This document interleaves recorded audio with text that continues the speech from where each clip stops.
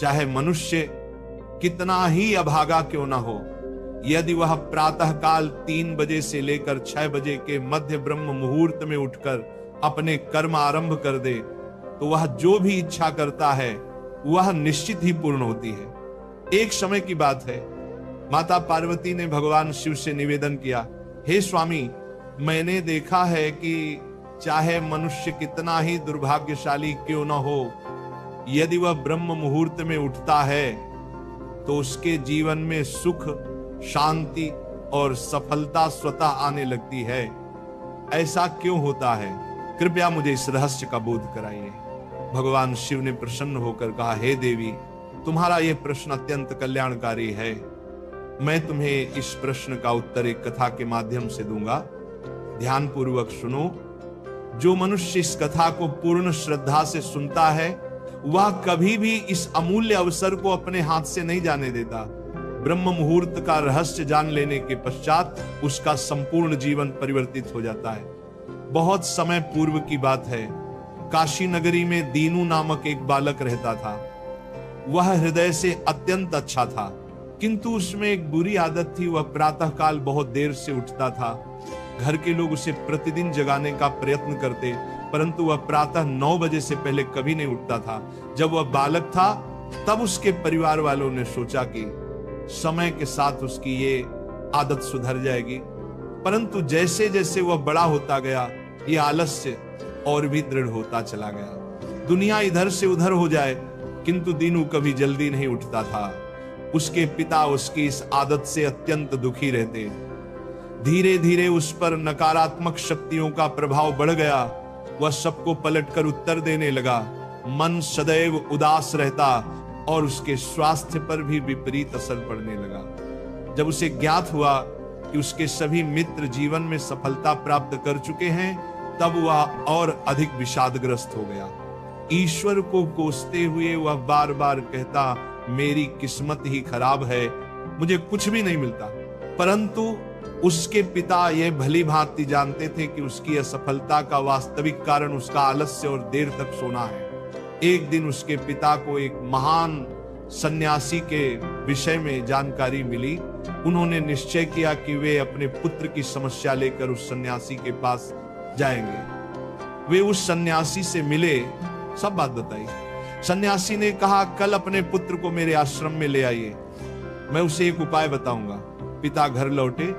उन्हें ज्ञात था कि यदि वे सीधे कहेंगे तो पुत्र तैयार नहीं होगा, अतः उन्होंने प्रेम पूर्वक कहा, बेटा, तेरे सभी मित्र सफलता प्राप्त कर चुके हैं, क्या तू सफल नहीं होना चाहता? लड़के ने उत्तर दिया, चाहता तो हूं पिताजी, पर जब भी उनसे रहस्य पूछता हूं वे कुछ नहीं बताते। पिता मुस्कुराए और बोले, मुझे उस रहस्य का ज्ञान हो गया है कि वे सब सफल क्यों हो रहे हैं। लड़का उत्साहित होकर बोला, कृपया बताइए पिताजी। पिता ने कहा, कल प्रातः एक सन्यासी के आश्रम में जाना होगा। यदि तू समय से पहुंच गया तो वह तुझे ऐसा मंत्र देंगे जिससे तू सफल हो जाएगा, किंतु एक शर्त है। लड़के ने कहा, मैं आज रात्रि भर जागता रहूंगा और प्रातः इस सन्यासी से मिलने जाऊंगा। पिता बोले, ठीक है, पर उनकी आज्ञा का पालन अवश्य करना। रात्रि में पहली बार उस लड़के ने जागे रहने का प्रयत्न किया, परंतु कुछ ही समय में नींद ने उसे घेर लिया। प्रातः जब उसकी आंख खुली तो समय बीत चुका था, सन्यासी से मिलने का अवसर निकल गया था।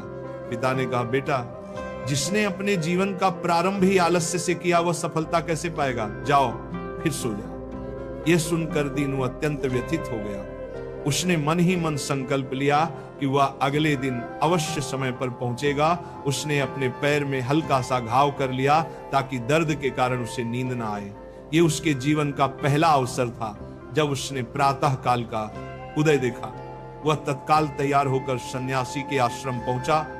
वहां उसने देखा कि सन्यासी और उनके शिष्य ध्यान में लीन हैं। ध्यान समाप्त होने के बाद वह सन्यासी के चरणों में गिर पड़ा और बोला, गुरुदेव, कृपा कर मुझे ऐसा मंत्र बताइए जिससे मैं भी अपने मित्रों की भांति सफल हो सकूं। सन्यासी मुस्कुराए और बोले, अच्छा, तो तुम वही बालक हो जिसके पिता मुझसे मिलने आए थे। मैं तुझे वह मंत्र अवश्य दूंगा, परंतु एक शर्त पर। लड़का चिंतित हो उठा, कौन सी शर्त गुरुदेव? सन्यासी बोले, तुझे अगले 21 दिनों तक मेरी आज्ञा का पालन करना होगा। तब मैं तुझे वह दिव्य मंत्र दूंगा। यदि बीच में तेरा संकल्प टूटा तो उस मंत्र का कोई प्रभाव नहीं रहेगा। लड़के ने दृढ़ निश्चय के साथ कहा, गुरुदेव मैं आपकी सभी आज्ञाएं स्वीकार करता हूं, अगले 21 दिनों तक मैं आपका दास बनकर रहूंगा। सन्यासी बोले, अच्छा, कल से तेरा कार्य प्रारंभ होगा। तू यहीं आश्रम में रहेगा, ब्रह्म मुहूर्त में उठेगा, ध्यान करेगा और अन्य कार्यों में सहयोग करेगा। संकल्प दृढ़ रखना।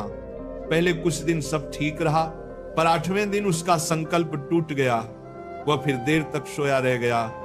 प्रातः जब उठा तो अत्यंत पछताया और रोते हुए सन्यासी के चरणों में गिर पड़ा।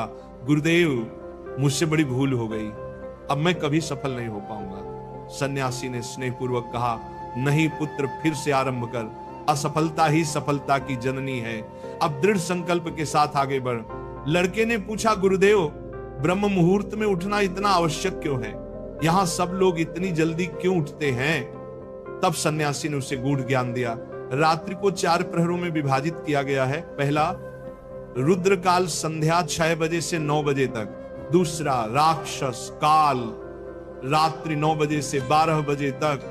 तीसरा गंधर्व काल रात्रि 12 बजे से 3 बजे तक। और अंतिम मनोहर काल, जिसे ब्रह्म मुहूर्त या अमृत बेला कहा जाता है, प्रातः 3 बजे से 6 बजे तक। यह समय होता है जब नकारात्मक शक्तियां निष्क्रिय होती हैं और देविक शक्तियां सक्रिय हो जाती हैं।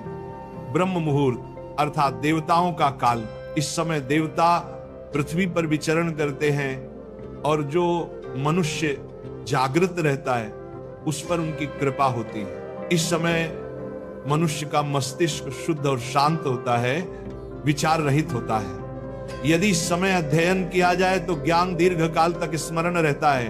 प्राचीन काल में लोग सूर्यास्त के साथ दिन का अंत करते और सूर्योदय के साथ आरंभ। यही प्रकृति के साथ तालमेल का रहस्य है। लड़के ने कहा, गुरुदेव यदि मैं ब्रह्म मुहूर्त में उठूं तो मुझे क्या करना चाहिए?